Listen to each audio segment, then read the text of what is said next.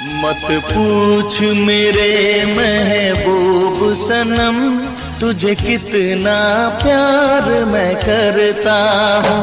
मत पूछ मेरे महबूब सनम, तुझे कितना प्यार मैं करता हूँ। तेरे प्यार में जीता मरता हूँ, तेरे प्यार में जीता मरता हूँ। 5 मिनट है आपका।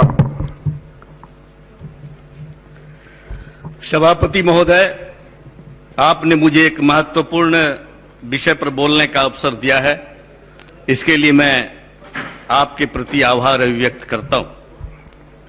मैं कटौती प्रस्ताव के समर्थन में बोलने के लिए खड़ा हुआ हूं और जिस विभाग के विषय में बोलने के लिए खड़ा हुआ हूं वो शिक्षा विभाग है, जिसको मानव संसाधन विभाग भी कहा जाता है।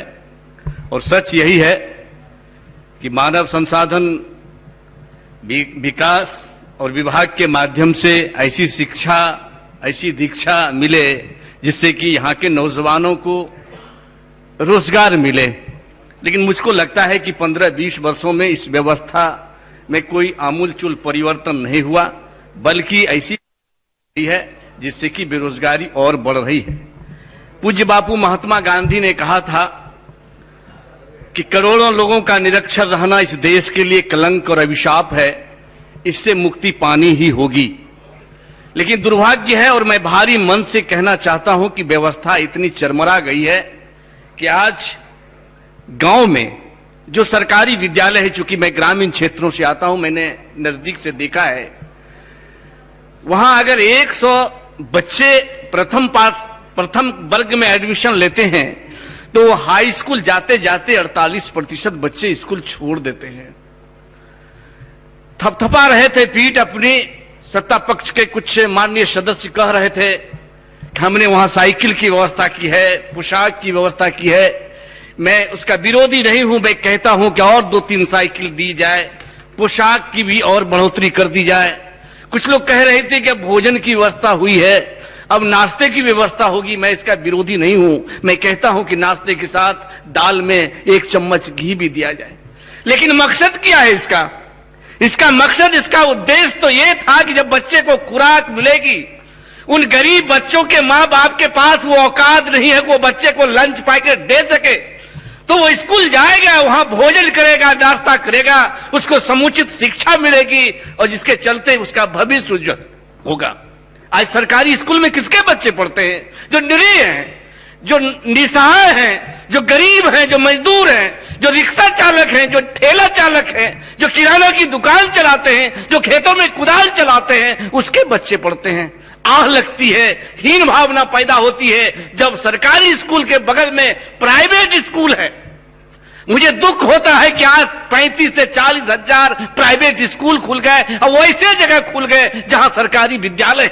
शाम के समय में जब छुट्टियां होती है और प्राइवेट स्कूल के बच्चे जब निकलते हैं तो उसके पीठ पर एक काला बैग, उसके बाल सुधरे हुए, पैर में काला जूता, उजला मोजा, लंच पैकेट से भरा हुआ वो बैग। जब गरीब बच्चे, जब सरकारी स्कूल में छुट्टी होती है, उसके पांव धूल धूसरित होते हैं, उनके पांव उछड़े होते हैं, उसके कमीज की बटन टूटी होती है, उनके अंदर हीन भावना पैदा होती है। वो सोचता होगा अगर मेरी व्यवस्था अच्छी होती तो मैं भी प्राइवेट स्कूल में पढ़ता। यह स्थिति उत्पन्न हो गई है। डॉक्टर कलाम जो भारत के पूर्व राष्ट्र शिक्षा मंत्री थे, उन्होंने कहा था कि अगर गरीबी से निजात पाना चाहते हो, अगर मजबूरी और बेरोजगारी से मुक्ति पाना चाहते हो, तो उसका एक ही हथियार है और उस हथियार का नाम है शिक्षा। लेकिन 15 वर्षों में उस हथियार की धार मुड़ गई है, वो भोतर हो गया है, शिक्षा की स्थिति खराब हो गई है। हम लोग भी सरकारी स्कूल के विद्यार्थी रहे, हम लोग भी सरकारी स्कूल मिलती थी। सर लोग तो चौकस होते ही थे, बच्चों को भी चौकस करते थे कि बड़ा डिसिप्लिन मेंटेन करना, अनुशासित रहना, शिष्ट रहना, सभ्य रहना, देखना डिप्टी इंस्पेक्टर आते हैं कुछ उल जलूल नहीं बोल देना। उस समय जब डिप्टी इंस्पेक्टर आते थे सीधे क्लासरूम जाते थे, लड़कों से पूछते थे टेबल का स्पेलिंग क्या होता है, टीचर का स्पेलिंग होता है, ये सारी चीजों की जानकारी वो लेते थे। लेकिन दुर्भाग्य है सभापति महोदय कि आज जब डिप्टी इंस्पेक्टर आते हैं तो क्लासरूम नहीं जाते, वो वर्ग नहीं देखने जाते, बल्कि वो ऑफिस जाते हैं और उस ऑफिस में पठन पाठन की कोई बात नहीं होती, उपस्थिति की कोई बात नहीं होती, छात्रों की स्थिति की बात नहीं होती, सिर्फ और सिर्फ ये बात होती है कि आप बताओ इस महीने में कितना तेल खर्च हुआ, कितना मसाला खर्च हुआ, कितना दाल खर्च हुआ। इन तमाम बातों से उनको अवगत कराना पड़ता है। और दुर्भाग्य तो तब होता है जब वो छात्रों के बीच में जाते हैं तो पठन पाठन की बात नहीं करते कि आज की पढ़ाई क्या हुई है, बल्कि ये पूछते हैं कि बताओ आज खिचड़ी में चोखा मिला था कि नहीं। ये पूछते हैं। जब शिक्षालय ही भोजन है तो महात्मा गांधी के सपनों का क्या होगा, क्या होगा उसका भविष्य, आप जरा गौर करिए। और यही कारण है कि 1,50,00,000 नौजवान जो 15 से 35 वर्ष का नौजवान है वो अपने बूढ़े बाप को छोड़कर, बूढ़ी मां को छोड़कर, जवान पत्नी और बीवी को छोड़कर, बहन को छोड़कर, छोटे छोटे बच्चे को बिलखते छोड़कर वो बिहार से बाहर दिल्ली, पंजाब, हरियाणा में दर दर की ठोकर खा रहा है। और यही कारण है कि शिक्षा गुणवत्तापूर्ण नहीं मिल रही है। सही कहा कुछ लोगों ने, मैं उनकी बातों को दोहराना नहीं चाहता हूं।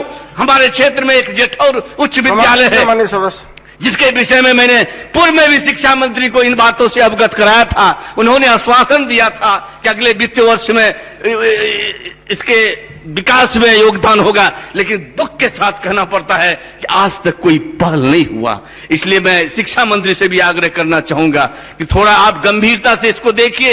जब बच्चे पढ़ेंगे नहीं तो उसकी भूखमरी दूर नहीं होगी, उसकी बेरोजगारी दूर नहीं होगी। माननीय सदस्य, इसलिए मैं सिर्फ और सिर्फ यही कहना चाहता हूं कि गजब की बांसुरी बजती है वृंदावन बसैया की, गजब की बांसुरी बजती है वृंदावन बसैया की, करूं तारीफ मुरली की या मुरलीधर कन्हैया की।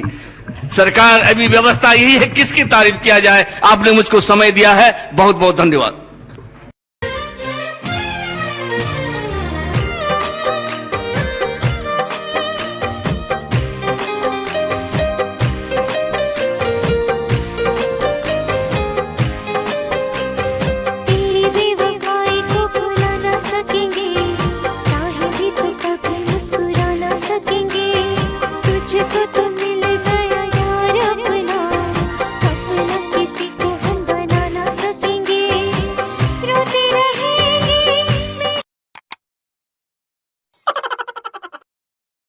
पैसा को बहुत दिक्कत हो गई भाई, 1 रुपया पैसा नहीं हो मेरे पास। मम्मी से मांगो तो कहते कि कमाल धमाल नहीं जाओ जाके, पापा से मांगो तो कहते उनके दरोगा वाला फॉर्मा नहीं भर लिया, अब बहनी से मांगो तो कहते भैया तू ही चुरा ले लिया पैसा, मतलब ले ली। छोटका भैया से मांग नहीं सकलिए, का कि इज्जत वाला बात हो जाओ। और दोस्त यार के तो छोड़िए थे, साला पहले से इतना उधार ले लिया, आप कितना देते वो सबके घर द्वार कैसे चलते।